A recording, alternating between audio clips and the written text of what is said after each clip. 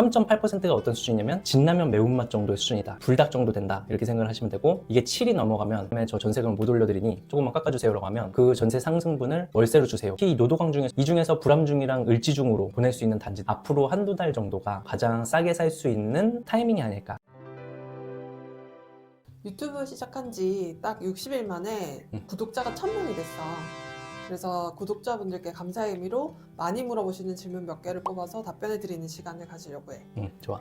노도강의 경우는 규제 전에도 잘 못 올랐는데 규제까지 이제 들어갔으니까 앞으로 이제 안 오르는 거 아닐까 라고 불안해 하시는 분들의 댓글도 많았거든. 이게 정말 내가 하고 싶었던 얘기인데, 이건 내가 별도로 정리했던 자료를 한번 보면서 설명을 드릴게. 지역별 대장 아파트를 기준으로 상승 시점을 한번 정리해 본 데이터야. 광명이나 수지보다 노도강의 상승 타이밍이 한 타이밍 느렸다, 이렇게 이제 얘기를 할 수 있겠지. 근데 이 지역이 걸음은 느려도 상승의 폭이 작은 지역은 아니거든.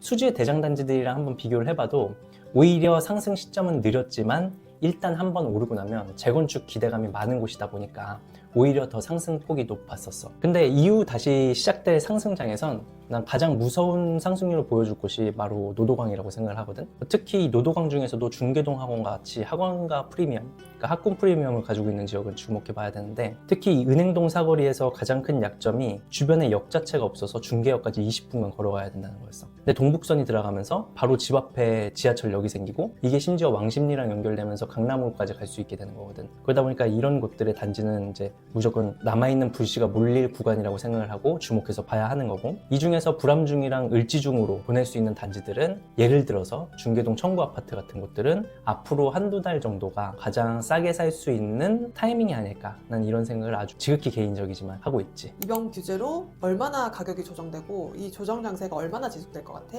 사실 부동산 시장이 매번 다르게 움직이는 것 같지만 다른 움직임 속에서도 일정한 리듬이 있거든. 그래서 예측을 하기보다는 이번이랑 비슷했던 문재인 정권의 부동산 대책 이후에 조정장은 어땠는지 그런 것들 한번 보면 좋을 것 같아. KB부동산에서 일주일 간격으로 발표하는 통계 자료거든. 여기에서 빨간색이 많을수록 많이 올랐다는 얘기인데, 빨간색이 파리 대책 나오기 전까지는 쭉 나오다가 일시적으로 파리 대책 나오고 나서 하얀색으로 바뀌지. 이게 지금 조정장인데, 이 조정 기간이 약 7주 정도 됐고 소폭의 이제 상승을 하면서 보합장을 보였다. 1년 후에 2018년 9월 13일에 책을 내놨어. 한 7개월 정도의 긴 조정장을 거쳤었어. 이때 단기간 내에 한 20% 이상 폭등했던 단지들이 있거든. 대표적으로 이제 광명의 대장 단지들이 그렇게 이제 상승을 했었는데, 그런 단지들 사이에서는 5%에서 10% 정도 가격이 좀 크게 깎이는 단지들도 이제 나오곤 했지. 그렇게 12월 16일에 이제 대책을 한 번 더 내게 되는데, 매매가 15억 이상 주택의 대출을 아예 금지시켜버리는 초강수를 두게 되지. 15억 이상 주택들이 모여있는 이 상급지들은 보합장을 맞이하게 되고, 마포, 그 다음에 광진구 같은 지역들은 오히려 규제가 나오기 전보다 풍선 효과 때문에 더 많이 오르게 되지. 그리고 마지막으로 2020년에 6.17 대책이라는 게 나오는데, 이게 무슨 부양책인지 규제책인지 모를 정도로 오히려 집값이 더 불타게 되지. 지금 상황이랑 비교를 해보자면 4개 대책을 한꺼번에 묶어놓은 거에 불과하거든. 그러니까 과거 패턴대로 움직인다면 짧게는 한 달, 길게는 6개월에서 7개월 정도 조정장이 올 수도 있고, 매매가 같은 경우도 어쩌면 안 내릴 수도 있지만 최악으로 생각을 한다면 5%에서 7% 정도까지 조정이 될 수도 있지 않을까? 근데 9.13 때는 7개월이라는 긴 시간 동안 10%까지도 조정됐었다고 했잖아. 이때처럼 될 수 있는 확률은 없어? 사람들은 어떻게 보면 규제의 강도가 중요하다고 생각을 할 수 있는데, 나는 시장을 멈추는 건 그걸 받아들이는 우리들, 그러니까 사람들의 심리라고 보거든.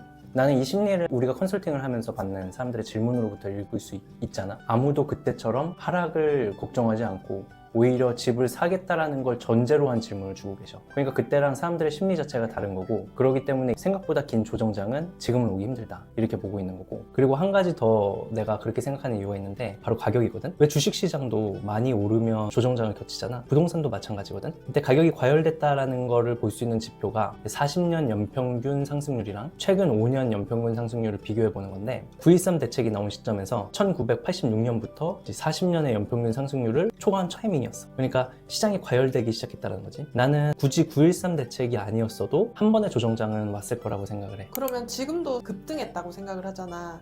지금이랑도 비교해주면 어때? 지금 서울을 기준으로 얘기를 해보면 최근 5년 연평균 상승률은 3.8%거든. 말씀드렸던 40년 평균 수치랑 비교를 했을 때 과열은 아닌 거지. 그러니까 이렇게 3.8%다 5.5%다 이렇게 말만 하면 무슨 뜻인지 안 와닿으실까봐 요즘에 매운 라면들 많잖아. 그 매운 라면들의 강도에 비교해서 내가 비유를 해드리고 싶은데, 3.8%가 어떤 어떤 수준이냐면 진라면 매운맛 정도의 수준이다. 그러니까 순한 맛은 아니라는 거지. 서울 40년 연평균 상승률 불닭 정도 된다 이렇게 생각을 하시면 되고, 이게 7이 넘어가면 핵불닭 정도의 맵기다 이렇게 생각하시면 이제 쉽게 이해가 되실 것 같아. 그러니까 지금의 시장이 진라면 매운맛 정도의 시장이라면 2018년 하반기, 2019년 상반기의 시장은 불닭 수준의 시장이었다는 거지. 그래서 그때만큼의 조정장이 오길 기다리고 바란다면 오히려 저점을 잡으려다 이제 타이밍을 놓칠 수 있는 리스크가 있는 시장인 것 같아. 근데 토호제가 그때랑은 다르게 전체 번역으로 지정이 됐잖아.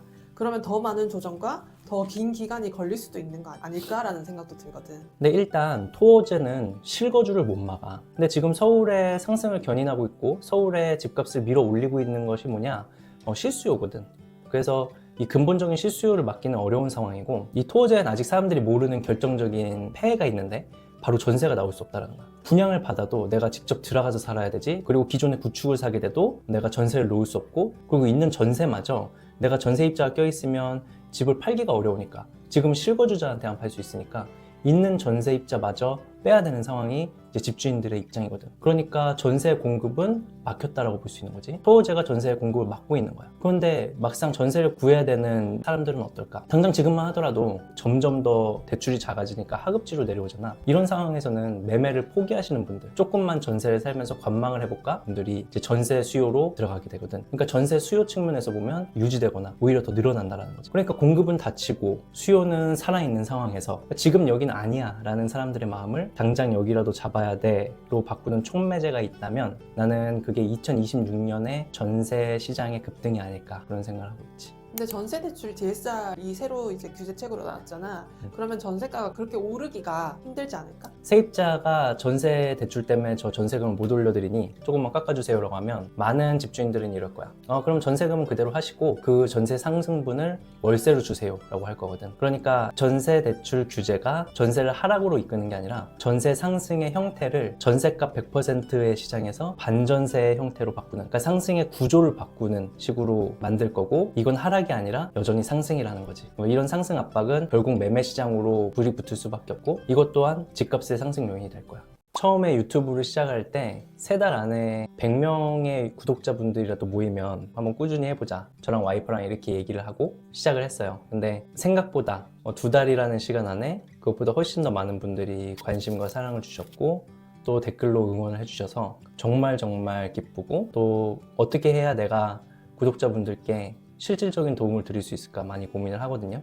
또 제게 궁금한 사항이나 이런 것 주제로 콘텐츠를 한번 만들어주세요 라고 하시는 게 있으면 이 영상 아래에 댓글을 달아주세요. 그러면 제가 많은 분들이 궁금해하는 주제를 뽑아서 콘텐츠를 만들도록 하겠습니다. 긴 영상 시청해주셔서 감사하고요. 앞으로도 많은 사랑 부탁드립니다. 감사합니다.